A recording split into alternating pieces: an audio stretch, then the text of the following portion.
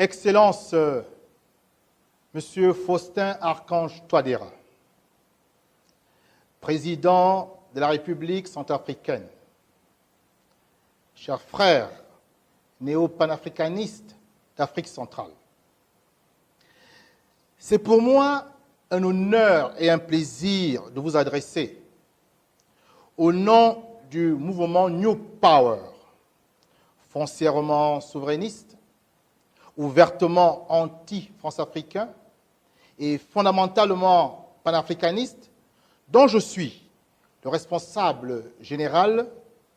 Toutes nos félicitations pour votre brillante réélection à la tête du Centrafrique, dans des conditions extrêmement difficiles dues, on le sait maintenant, aux interactions malveillantes de forces obscures qui entendaient nuire au renforcement du libre jeu démocratique dans votre pays.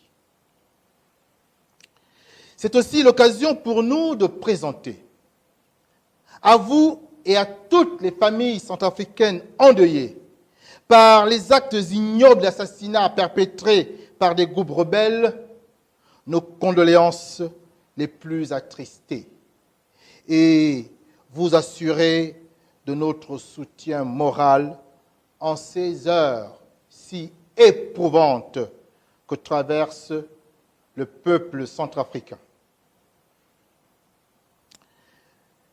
Excellence, Monsieur le Président de la République centrafricaine, chers frères néo-panafricanistes d'Afrique centrale, vous ne me connaissez certes pas, mais sachez que nous vous connaissons et suivons avec grand intérêt l'action salvatrice, inédite et audacieuse que vous menez depuis votre accession à la magistrature suprême le 30 mars 2016 pour sortir votre pays du sous-développement orchestré et planifié par cette nation qui se prétend pourtant votre allié. Car, comment expliquer que 60 ans après l'indépendance, octroyée le 13 août 1960, et qu'avec une coopération politique, économique et militaire entretenue avec la 5e ou 7e puissance mondiale, un pays pourvu d'immenses richesses comme le Centrafrique n'arrive toujours pas à réaliser son take-off pour un développement économique durable et harmonieux au bénéfice de ses populations? Oui, comment expliquer cet inadmissible paradoxe, sinon par la volonté affichée d'une puissance impérialiste de faire de votre pays une colonie de réserve dont elle devra seule, à son profit, exploiter l'or, le diamant, l'uranium, le manganèse, le gaz et le pétrole. Oui, depuis ce fameux 13 août 1960, le pays de Barthélemy Boganda, privé de son protecteur, lâchement assassiné par les troupes envahisseurs, a vu son peuple spolié et empêché de jouir des inestimables ressources dont l'a doté Dame Nature. Et depuis ce temps, à chaque fois qu'un dirigeant centrafricain a décidé de corriger cette flagrante et infamante injustice, il a été renversé et remplacé par un homme lige, ayant pour unique mission de privilégier les intérêts de l'envahisseur au détriment de ceux du peuple du Centrafrique. Mais pourquoi celui-ci, ce peuple centrafricain, devrait-il vivre éternellement le martyre alors qu'il est assis sur une des terres les plus riches d'Afrique centrale? Cette question de bon sens, tout le peuple centrafricain et avec lui, toute personne honnête défendant justice et droit se la pose. Et vous, Excellence, avez dû vous la poser aussi, depuis que vous avez décidé de vous mettre au service d'un peuple que vous aimez. Et maintenant que vous présidez aux destinées de votre nation, vous avez décidé d'y apporter une réponse appropriée. Excellence, Monsieur le Président de la République centrafricaine, chers frères néo-panafricanistes d'Afrique centrale, après avoir cru à la sincérité d'une coopération plus que cinquantenaire, vous êtes revenus de vos illusions en découvrant, une fois au sommet de l'État, et sans doute avec un certain ahurissement, que l'envahisseur n'éprouve que mépris, indifférence et condescendance à l'endroit de populations centrafricaines dont le malheur est d'être nées sur une terre où coule l'or, le diamant et le pétrole. Toute richesse que convoite et exploite à son profit exclusif l'avide oppresseur sous le manteau de la prétendue coopération.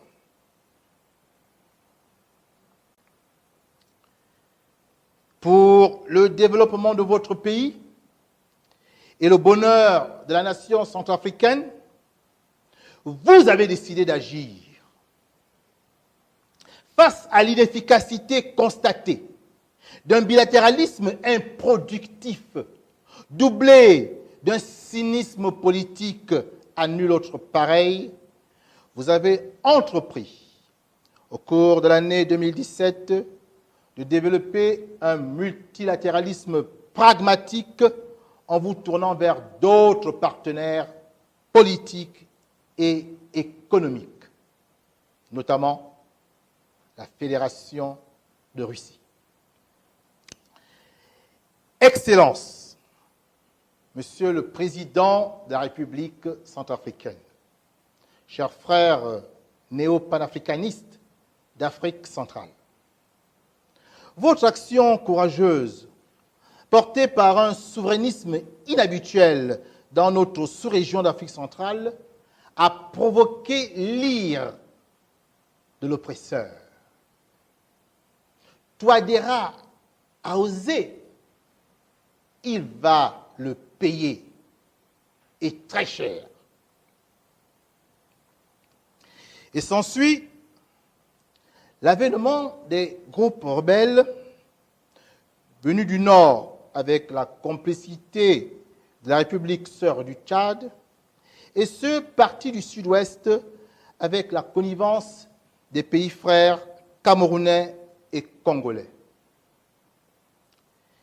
Il n'aura échappé à aucun observateur avisé que l'irruption violente et déstabilisante des deux groupes rebelles a été contemporaine du changement de politique au sommet de l'État du Centrafrique, comme planifié et ordonné par l'oppresseur qui entend ainsi reprendre le contrôle en République centrafricaine.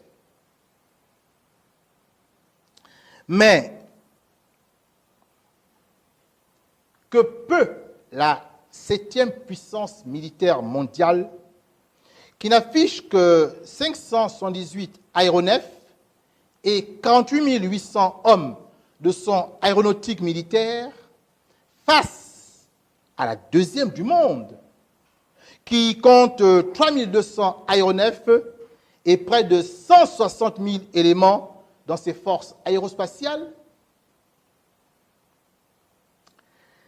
Les Russes, faut-il encore le rappeler ici, ont vaincu en 1945 l'Allemagne nazie, quand, auparavant, en 1940 exactement, une autre nation européenne s'était aplatie devant l'aigle du Troisième Reich en seulement 2 mois de combat. Tout récemment, encore, cette même Russie a donné une autre tournure à la guerre civile de Syrie, en apportant, en septembre 2015, un puissant soutien au maître de Damas, sauvant du même coup son régime face à la coalition de l'OTAN. Excellences, Monsieur le Président de la République centrafricaine, chers frères néo-panafricanistes d'Afrique centrale, en choisissant comme partenaire stratégique la Fédération de Russie de Vladimir Poutine, vous avez emboîté le pas à Fidel Castro de Cuba, qui vainquit le tyran Fulgencio Batista, soutenu alors par la grande démocratie américaine de Dwight Eisenhower. Vous êtes à l'école d'Agostinho Neto, du mouvement populaire de libération de l'Angola, de Samora Machel, du Front de libération du Mozambique, d'Ahmed Ben Bella, du Front de libération nationale en Algérie, d'Hugo Chavez, du Parti socialiste unifié du Venezuela, et enfin de Nelson Mandela, du Congrès national africain en Afrique du Sud. Tous ces leaders nationalistes, opiniâtres et déterminés ont triomphé de leurs ennemis impérialistes occidentaux en demandant des soutiens à la puissance russe qui a toujours été fidèle et s'est tenue à leur côté aux heures les plus sombres. La Fédération de Russie, nous le savons tous, n'est pas une nation colonialiste. Et pour cause, l'immensité continentale de son territoire, extrêmement riche en ressources naturelles, lui a épargné la nécessité d'aller à la conquête de terres lointaines plus généreuses. Par ailleurs, sa doctrine communiste, magnifiée dans l'Internationale socialiste, est virulemment anti-impérialiste, d'où sa présence constante aux côtés de tous les peuples anticolonialistes du monde. Excellences, Monsieur le Président de la République centrafricaine, chers frères néo-panafricanistes d'Afrique centrale, dans peu de temps, l'Afrique centrale appréciera à sa juste valeur le choix, ô combien stratégique et crucial, que vous avez fait en vous rapprochant d'un allié capable à la fois de protéger le Centrafrique, mais aussi d'affronter et même de vaincre l'oppresseur. Pour tout esprit clairvoyant, il est désormais évident que le Centrafrique, qui ne payait pas de mine et était même méprisé par les pays frères, sera le Vietnam du pays oppresseur. Et parce que le Centrafrique est au cœur de l'Afrique centrale, l'onde de choc de sa libération totale du joug colonialiste irradiera jusque dans les confins des pays du sous-continent. Il ne s'agit pas là d'une prophétie, mais de l'implacable conséquence de l'éradication de la France-Afrique d'ici la fin de cette décennie. Et l'histoire retiendra que c'est au Centrafrique, sous l'ère du président Faustin Archange Touadéra, qu'aura commencé le processus. Excellence, Monsieur le Président de la République centrafricaine, chers frères néo-panafricanistes d'Afrique centrale, tout ardent panafricaniste et souverainiste ne peut que saluer votre vision stratégique et reconnaître là le génie mathématique d'un homme qui aborde la politique de manière pragmatique et patriotique, bien en dehors des schémas classiques de soumission des dirigeants à l'ancienne puissance coloniale qui enferment l'Afrique centrale depuis maintenant 60 ans dans les carcans du sous-développement, de la pauvreté et de la misère. Il ne fait aucun doute à nos yeux que vous incarnez ce nouveau leadership conscient, agissant et décomplexé, porté par le seul souci de voir votre pays se développer grâce à ses multiples richesses et apporter ainsi un peu de bonheur à ce peuple centrafricain qui a tant souffert. Nous vous le disons en toute simplicité de cœur, mais avec le respect dû aux hommes d'État. Vous êtes une référence politique par votre courage et votre audace. Vous êtes un modèle crédible par la vision stratégique et l'impulsion que vous donnez au sous-continent d'Afrique centrale qui sortira ainsi, nous le croyons, de sa désespérante inertie. Face à un adversaire retors qui n'aura de cesse d'obvier à votre légitime ambition de souveraineté, nous, le New Power, vous assurons de notre soutien moral et politique et nous engageons à soutenir votre œuvre de libération et d'autodétermination du Centrafrique et bien au-delà de l'Afrique centrale tout entière. Ce pari peut être gagné et il le sera parce que vous avez affiché une volonté sans faille et une détermination à toute épreuve face à l'adversité depuis que vous assumez la fonction de chef d'État. Vous avez su nouer des alliances capitales et stratégiques qui participeront inéluctablement à votre succès. Vous êtes le chef d'État d'un pays immensément riche et donc doté de ressources nécessaires et suffisantes pour assurer l'amorce et le renforcement du développement économique du Centrafrique. Vous disposez de tous les atouts. Vous êtes le maître de Bangui et pouvez, comme le président Paul Kagame du Rwanda, ou plus proche de vous, le président Teodoro Obiangema Mbazor de Guinée équatoriale, transformer radicalement votre pays dans les 10 prochaines années. Excellence, Monsieur le Président de la République centrafricaine, chers frères néo-panafricanistes d'Afrique centrale, pour parachever la reconquête de souveraineté de votre nation, il nous semble que des décisions courageuses, historiques et salutaires venant de vous s'impose. Notre humble réflexion sur la question nous amène à en voir deux qui nous paraissent fondamentales.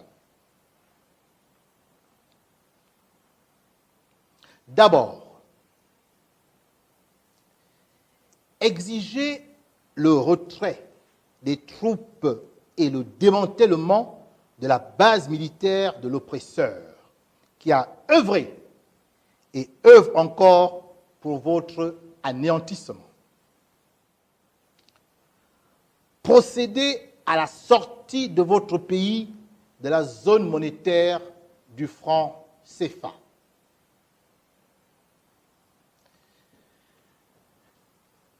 Le Centrafrique a toute capacité à instituer une nouvelle monnaie qui sera garantie par les incommensurables richesses d'or, de diamants, de gaz et de pétrole que recèle le pays.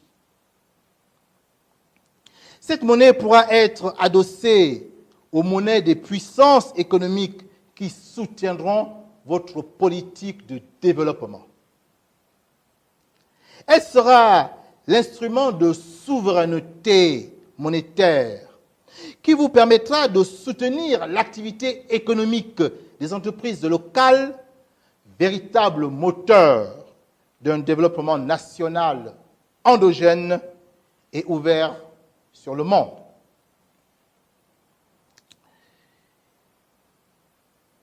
Il vous faudra aussi, Excellence, Monsieur le Président, relever le défi de la démocratisation et de la bonne gouvernance, lutter contre la corruption et instaurer un véritable état de droit en Centrafrique.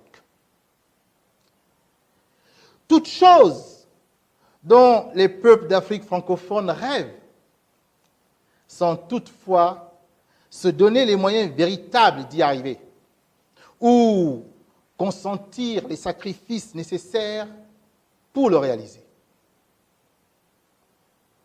Vous, Excellence, Monsieur le Président, vous en avez pris le chemin, le bon chemin, et nous sommes convaincus que non seulement vous réussirez, mais encore votre brillant exemple fera école. Excellence, Monsieur le Président de la République centrafricaine, chers frères néo-panafricanistes d'Afrique centrale, avec votre deuxième mandat, vous inaugurez l'ère du néo-panafricanisme en marchant sur les pas de votre illustre prédécesseur qui concevait le Centrafrique, non comme le pays qu'il est devenu, le 13 août 1960, mais comme les États-Unis d'Afrique latine, englobant le Centrafrique, votre pays, le Cameroun, le Tchad, Sao Tomé et Principe, la Guinée équatoriale, mais également les deux Congos, le Gabon, mon pays, le Burundi, le Rwanda, l'Angola et le Mozambique. Parce que le Centrafrique est non seulement le centre, mais aussi le cœur de l'Afrique centrale, il doit jouer son rôle biologique de moteur dans la vie du sous-continent. Cette vision néo-panafricaniste bogandienne, il vous revient, Excellence, digne héritier du maître de Bobangui, de la porter pour le bien de tous les fils et filles d'Afrique centrale. Il ne fait aucun doute que les Africains, honteusement complices de l'oppresseur et unis à lui dans la félonie, vous combattront d'arrache-pied, comme le leur exigera le maître colonial. Mais comme vous le savez aussi certainement, ils sont minoritaires au regard des millions de Centrafricains et des autres millions d'Africains de l'espace francophone qui vous soutiennent. Et vous soutiendront encore, voyant en vous celui qui aura su ouvrir avec la bonne clé les portes de la souveraineté, de l'autodétermination et du développement. La jeunesse africaine, dont vous avez forcé l'admiration et qui vous observe, croit en vous, en votre combat et à l'efficacité de votre vision stratégique. Nous tenions à vous le dire très officiellement et respectueusement. Excellence, Monsieur le Président, vous n'êtes pas seul. Quelles que soient les terres d'Afrique ou du monde où nous résidons, nous vous soutenons.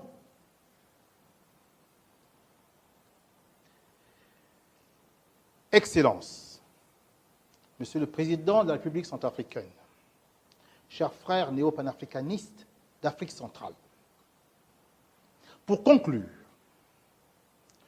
je ne doute pas un seul instant que cette vidéo postée sur les réseaux sociaux parviendra à bon port et vous mettra, je l'espère, un peu de baume au cœur, quand vous saurez qu'à Libreville au Gabon, à Brazzaville au Congo, à Kinshasa en République démocratique du Congo, à Malabo en Guinée équatoriale, à Yaoundé au Cameroun et à N'Djamena au Tchad, une jeunesse africaine décomplexée, compétente, consciente et agissante travaille à l'avènement d'une renaissance de l'Afrique centrale dont vous êtes actuellement le héros unique.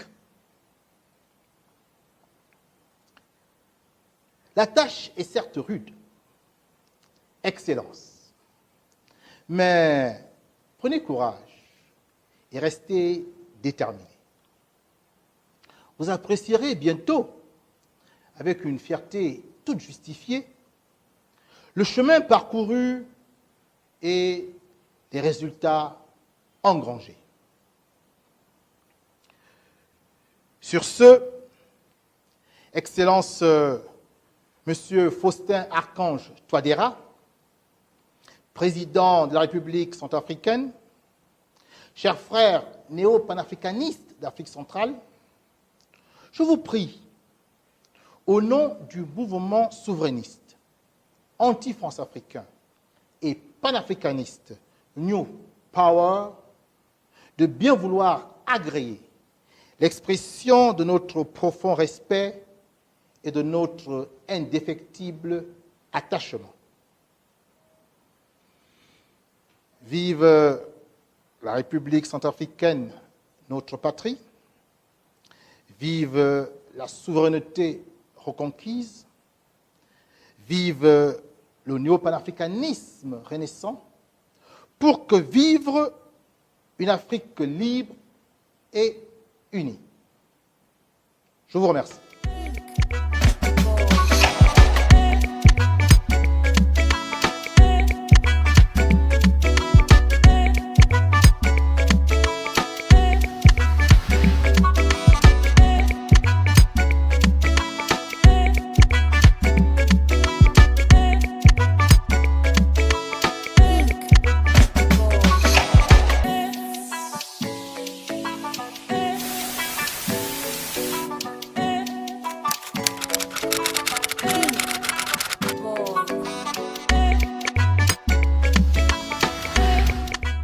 Avant que la politique ne devienne ce lieu détestable et cynique où seul compte le rapport de force, les intrigues, la violence, la prédation, le meurtre et l'assassinat, comme l'a enseigné Nicolas Machiavel dans son fameux traité Le Prince. La politique était jadis portée par de nobles idées, issu de la spiritualité osirienne, du fils de Ré, Osare, plus connu sous son nom grec, Osiris. Cette primordiale spiritualité, issue du matriarcat kamique de l'Égypte antique, avait pour fondement les 42 idéaux de la Maat. Sous son égide, la politique était faite pour l'homme, tournée au service exclusif du bonheur de l'humanité. Quand Narimari, que l'on appelle aussi Narmer ou Ménès, fut le premier monarque de la terre, le premier homme à gouverner Kama, ou l'Égypte réunifiée au 4e millénaire avant l'ère chrétienne. Nous, la jeunesse africaine décomplexée, compétente, consciente et agissante, avons décidé de faire de la politique en nous inspirant de nos brillants ancêtres africains.